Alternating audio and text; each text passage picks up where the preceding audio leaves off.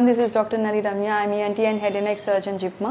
ఇవాళ డిస్కస్ చేసుకోబోతున్న topic most commonly especially ఈ యొక్క రైనీ సీజన్లో అండ్ వింటర్ సీజన్లో మోస్ట్ కామన్గా కన్వర్ట్ ఇది ఎలర్జిక్ రైనైటిస్. ఎలర్జిక్ రైనైటిస్ అనేది ఎలా ప్రజెంట్ అవుతుందంటే ఇట్ ఈజ్ నాకు పొద్దున్నే లేచిన వెంటనే తుమ్ములు వచ్చేస్తున్నాయండి, అన్కంట్రోల్డ్ తుమ్ములు, ముక్కు బ్లాక్ అయిపోతుంది, నీరులా వచ్చేస్తూ ఉంటుంది. సో ఈ యొక్క సిమ్టమ్స్ ఉన్నాయి అంటే అది ఎలర్జిక్ రైనైటిసే. కానీ ఒక్కొక్కసారి ముక్కు నుంచి వచ్చే నీరు కూడా గమనిస్తూ ఉండాలి. ఎందుకు అంటే డాక్టర్ దగ్గరికి వెళ్ళినప్పుడు మీకు ఎందువల్ల ముక్కులోంచి నీరు వస్తుంది అనేది ఎగ్జామిన్ చేస్తారు. కానీ మోస్ట్లీ స్నీజింగ్తో వచ్చే ముక్కు నుంచి నోరు నుంచి వచ్చే నీళ్ళు ఏంటంటే ఇది ఒక ఎలర్జీ ప్రాబ్లం. అదే ఉత్తనే బెండ్ అవుతుంటే ముక్కులోంచి నీళ్ళు వచ్చేస్తున్నాయి అంటే బ్రెయిన్ నుంచి కూడా ఒకసారి కనెక్షన్ ఉంటుంది. అది CSF రైనోరియా అంటారు. ఏమైనా దెబ్బతగిలిన ఆర్ కొంతమంది లేడీస్కి కొంతమందికి రావచ్చు, అది ముక్కు నుంచి. దాంట్లో స్నీజింగ్ ఉండదు. సో ఈ స్నీజింగ్తో పాటు ముక్కు నుంచి అలాగా నీరు వచ్చేయడం అండ్ కళ్ళు ఇచ్చింగ్ వచ్చేస్తున్నది, అంగటేమంతా దురద రావడం, గొంతులో దురద రావడం, దగ్గు రావడం, ఈ కళ్ళు చుట్టూ వాసిపోవడం, ఒక క్యారీ బ్యాగ్స్లో వచ్చేస్తూ ఉంటాయి అన్నమాట. అండ్ ముక్కు మీద ఒక లైన్లా రావడం, ఇలా అనుకుంటూ ఉంటాం కంటిన్యూస్గా. ఈ యొక్క సిమ్టమ్స్ ఎలర్జిక్ రైనైటిస్లోనే ఉంటాయండి. దీంతో పాటు ఏంటంటే మోస్ట్ పీపుల్ ఫోర్ ఫోల్డ్ అంటే 4 times ఎక్కువ ఆస్తమాలో ఉన్న వాళ్ళకి ఇది మోస్ట్లీ ఉంటూ ఉంటుంది. అలాగని ప్రతి ఆస్తమా ఉన్న వాళ్ళకి ఎలర్జిక్ రైనైటిస్ రావాలని లేదు, ప్రతి ఎలర్జిక్ రైనైటిస్లో ఉన్న వాళ్ళకి ఆస్తమా రావాలని లేదు. కానీ ఆస్తమా అండ్ ఎలర్జీ ఉన్న వాళ్ళకి మోస్ట్లీ ఈ రెండు ప్రిడిస్పోజ్ అయ్యే ఛాన్సెస్ ఎక్కువ, ఎందుకంటే రెండు ఎలర్జీ ప్రాబ్లం కాబట్టి. అలా ఈ యొక్క ప్రాబ్లం కొంతమందికి మైల్డ్లో ఉంటుంది. అంటే పొద్దున్న ఒక 2-3 తుమ్ములు వస్తూ ఉంటాయి, ముక్కు బ్లాక్ సెట్ అయిపోతూ ఉంటుంది కానీ కొంతమందికి ఏంటంటే చాలా సివియర్గా ఉంటుంది, అసలు పని కూడా చేసుకోలేరు. తుమ్ములు అంటే బయటికి వెళ్తే తుమ్ములు, ఆఫీస్లో కూర్చుంటే తుమ్ములు. దీనివల్ల పక్కనున్న సరౌండింగ్స్ డిస్టర్బెన్స్గా అనిపిస్తూ ఉంటుంది. వీళ్ళకి పని చేసుకోలేరు, తుమ్మలే కదా అనుకుంటారు కానీ అసలు పని చేసుకోలేరు. దీనివల్ల ఇష్యూస్ ఏంటంటే నిద్ర కూడా ఉండకపోవచ్చు ఒక్కోసారి ఈ తుమ్ముల వల్ల. ఎందుకంటే రెస్ట్ తీసుకుంటారు, ముక్కు ఇరిటేషన్ అయిపోతుంది, బ్లాక్ అయిపోతుంది. ముక్కు బ్లాక్ అయిపోతున్నప్పుడు గురక వస్తూ ఉంటుంది. గురక వచ్చినప్పుడు ఒక్కోసారి లేచి కూర్చుంటూ ఉంటారు. ఈ సివియర్ కండిషన్స్లో స్లీప్ యాప్నియా కూడా రావచ్చు. సో ఈ యొక్క ఎలర్జీ ప్రాబ్లం అనేది నెగ్లెక్ట్ చేయకుండా ఉంటే ఈజీగా ట్రీట్ చేసేయచ్చు. సో ఇనీషియల్ స్టేజెస్లోనే కొంచెం స్టార్ట్ అవుతుంది ఈ సిమ్టమ్స్. అంటే ముక్కులోంచి నీళ్ళు రావడం, ముక్కు బ్లాక్ అవ్వడం, ఆర్ ఏంటంటే కళ్ళు ఇచ్చింగ్ రావడం, దురదలు రావడం, అండ్ గొంతులో దురదలు రావడం, అంగట్లో దురదలు రావడం, అండ్ చీమిడి కంటిన్యూస్గా వచ్చేయడం. ఇవన్నీ వచ్చినప్పుడు కంపల్సరీ డాక్టర్ దగ్గరికి వెళ్ళండి. ఎందుకంటే ఇది బేసిక్ ప్రాబ్లం అయినా ట్రీట్మెంట్ చాలా మంచి ట్రీట్మెంట్స్ ఉన్నాయి. సో ఈ యొక్క ట్రీట్మెంట్స్తో ఏంటంటే ఈజీగా తగ్గించవచ్చు. ఎంతవరకు అంటే కంప్లీట్గా ఎరాడికేట్ చేయాలంటే ఎలర్జీ అనేది కొంచెం బ్లడ్లో ఉండేది, అంటే ఇస్నోఫిల్ కౌంట్స్ ఇవన్నీ ఎలివేట్ అయిపోయి ఉంటాయి బ్లడ్లో. ఇది ఒక జెనెటిక్ ప్రిడిస్పోజిషన్ కూడా ఉంది, అంటే మన డిఎన్ఏలో కూడా కొంచెం ఫ్యామిలీ పాస్ అయ్యే ఒక క్యారెక్టర్ ఉంది.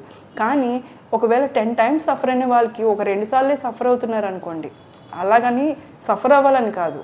10 times వచ్చినారు, రోజు ఒక నెలలోని 30 రోజులు సఫర్ అవుతున్న వాళ్ళు ఒక 2 రోజులు సఫర్ అవుతున్నారు అంటే 28 రోజులు వాళ్ళకి పీస్ ఆఫ్ మైండే కదా. సో అంత బాగా తగ్గించవచ్చు అన్నమాట. అలాగని కంప్లీట్గా ఇరాడికేట్ చేయొచ్చా అంటే ట్రిగరింగ్ ఫ్యాక్టర్స్ మనకి రాకుండా, అంటే మనం చూసుకుంటూ ఉంటే అది రాదు. కానీ ట్రిగరింగ్ ఫ్యాక్టర్స్ ఎప్పుడైనా వచ్చాయంటే అది కొంచెం అగ్రవేట్ అవుతుంది, కానీ మెడిసిన్స్తో కంట్రోల్ చేసేయచ్చు.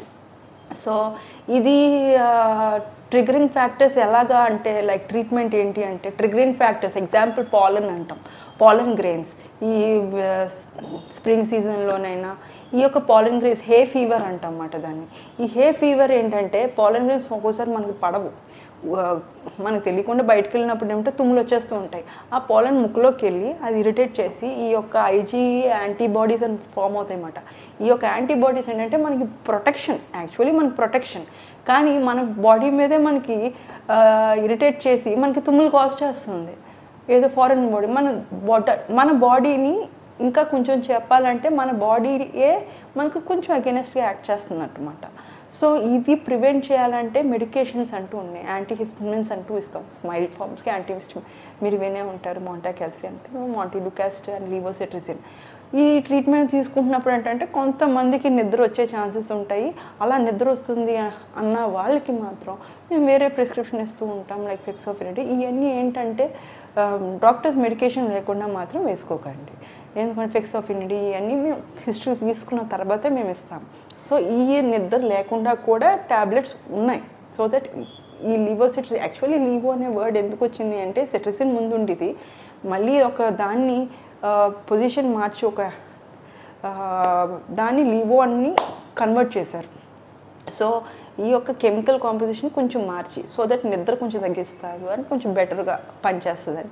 బట్ ఇంకా నిద్ర వస్తున్న వాళ్ళకైతే we can go for other medical like fexofenadine tablets కూడా ఉంటాయి, మాంటిలుకాస్ట్, ఫెక్సోఫెనిడిన్ ట్యాబ్లెట్స్ కూడా ఉంటాయి.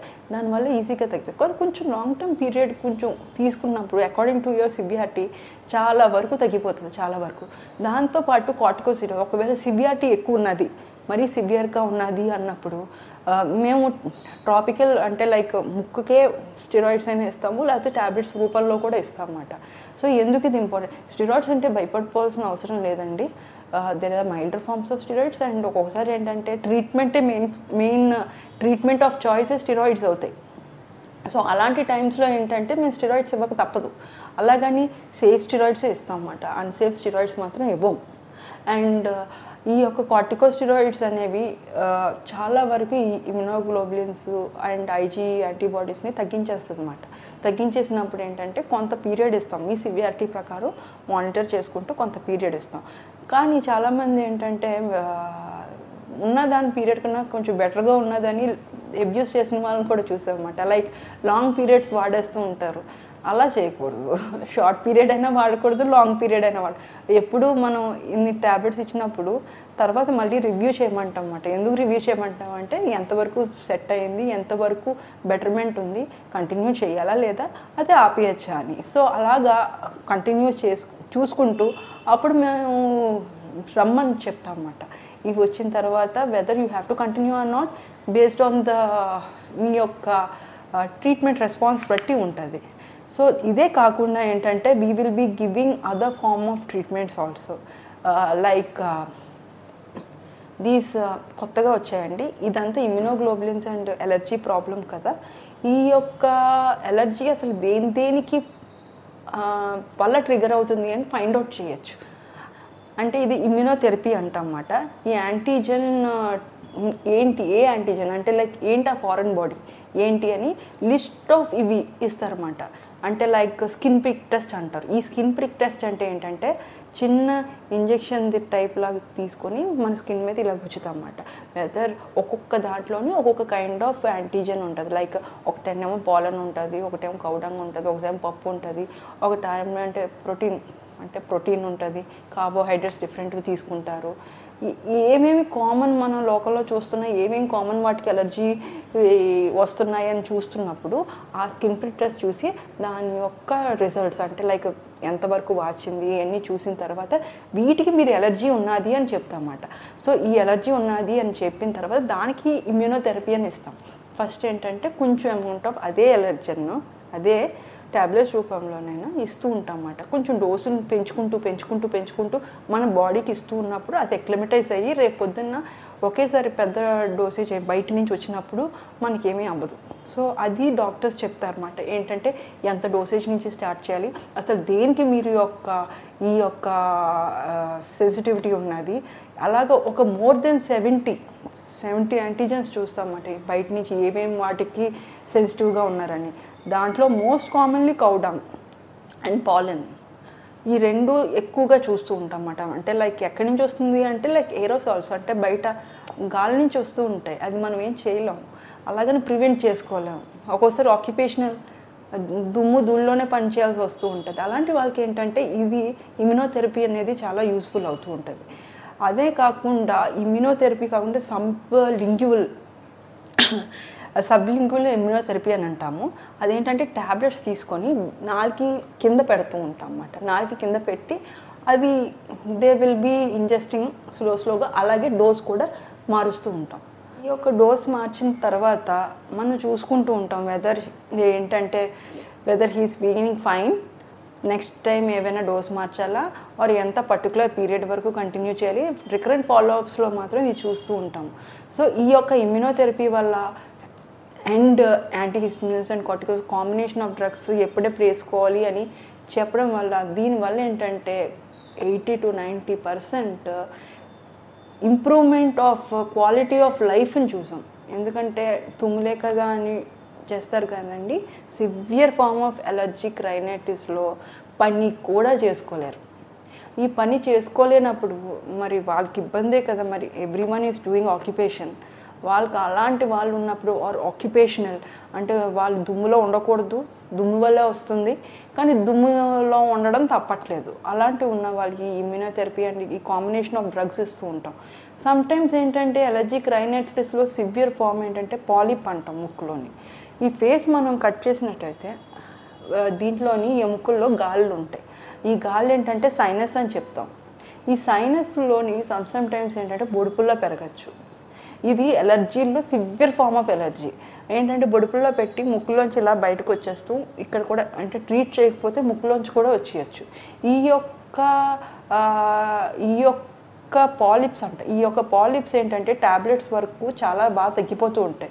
ట్యాబ్లెట్స్ ఇస్తాము, చూస్తాము, మ్యాక్సిమం ఏంటంటే సర్జరీకి వెళ్ళకుండా ఉండేటట్టే చూస్తాం. కానీ సమ్ టైమ్స్ ఏంటంటే ఈవెన్ మెడిసిన్స్తో కూడా తగ్గలేనప్పుడు ఈ పాలిప్స్ అనేవి మేము తీసేసి అంటే సర్జరీ చేసి తీసేసి మళ్ళీ మెడిసిన్స్ కొంచెం ఇచ్చిన తర్వాత మేము అబ్జర్వ్ చేస్తాం. సో అది ఎండోస్కోపీ చేసి లోపల ఉన్నదా లేదా or CT scan and MRI, mostly CT స్కానే చేస్తామండి ఎప్పుడైనా పారానైసల్ సైనసెస్కి. సో ఈ చూసిన తర్వాతే మేము కన్ఫర్మ్ చేస్తాం, ఓకే మీకు ఈ యొక్క పాలిప్ ఉన్నది, ఇది దీనివల్ల ఆర్ ఒకటి పస్సు ఉన్నది, సో మీకు ఇది ట్రీట్మెంట్ అవసరం లేదు. సో ఒక్కొక్కసారి పస్సు ఉన్నప్పుడు ఆర్ పాలిప్ ఉన్నప్పుడు ఆర్ ఈవెన్ మామూలు అలర్జిక్ రైనైటిస్ జస్ట్ నీరే ఉన్నప్పుడు, చీవుడు ఉన్నప్పుడు అన్నీ ఒకలాగే ప్రెసెంట్ అవ్వచ్చు ముక్కు బ్లాకేజ్తోని ఏంటి.